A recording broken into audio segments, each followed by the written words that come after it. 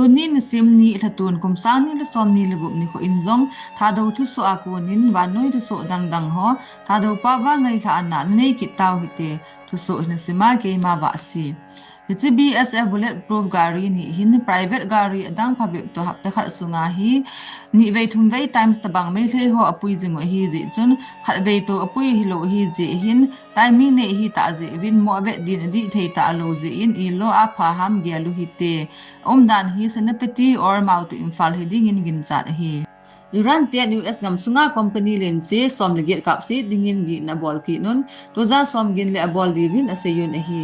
zan hi chun Iran tian America University kap se ave tin thulu akimun hi Iran University ki kap si nu chunga US Indiam na thu hin se dinga Iran tian pharate pu abol lo ji wa America University kap si danun tu su achun ase ki nve Zan hi chun Southern Lebanon buna kap tu na ji in Israel Army ho mili athin second March 2026 nga ki par Israel Lebanon ki kap tu na Israel ho mi som athin hi tu so khat ki mo chun asei na Israel ten Palestinian ho gal hinga man ho chu khaili dinga phat sa hi tai tin asei Israel ten asei be na wa Palestinian ten Israel chunga gal hin bol ki lew akiman ho hi khat khat na su mang din tin Israel chun aphong de Rikso tol may pa khat UPSC exama hunglol hing apa rikso tol hi ji in aloi pa apa in aloi pa ako ni no do in achapa to akiwa landing anaza da in hi aji chu amazon apa bangin rikso hin tol kit ding hi ta ni gel hi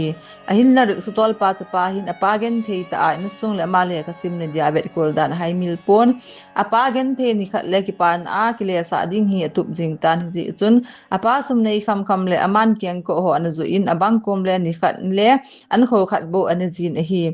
India gam sunga mi ching mi them ki bet na UPSC na to tan hi le kyambol na le long tup nei mi hi je in AIR all Indian ringa ding in 14 in hong pas tai hichi alung tup mol so na ding hin gen the ne le ha sa na tampi na tho in hi onglol hen ni khon apa ki pa balin a chen naw ko pi sung chu arek so achun avel pi in apa jong ki pa na mi li to hi chun achapa dia again the in ho aga ni a the ding an so ta ji chun kap lo the ki hi poitin a kap za in hi ahin ki pa bal ji a kap hi bobe ding le phone mobile hi net on bola lukhap ko mai lu chung ita asa to kinaya koi loading hi Azi chu chi phone hi nyau cha hi ba nga magnet power hat ta hi in hi chi magnet power a ko na hi lu chang nat chule nat na chi chom da chom tam ta the hi cancel jong the hi ti hi ta asan ta hi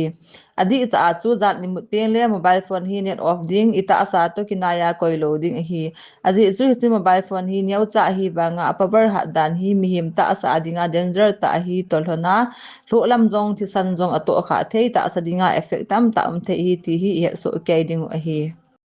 Imphal East District Sanasabi na tumol chunga ku kiman cha choi hon Sanasabi kholang mei tharang li bel hin kap do ve nisi thil so a hin eki tongkha khat jaw po hin la security langa kon ki ben na ding to agon ho akila tai tin aki seje hi chan chui tun hla tu so ngai chu muntina tha do tu so ngai zo se na bon cha win mangpha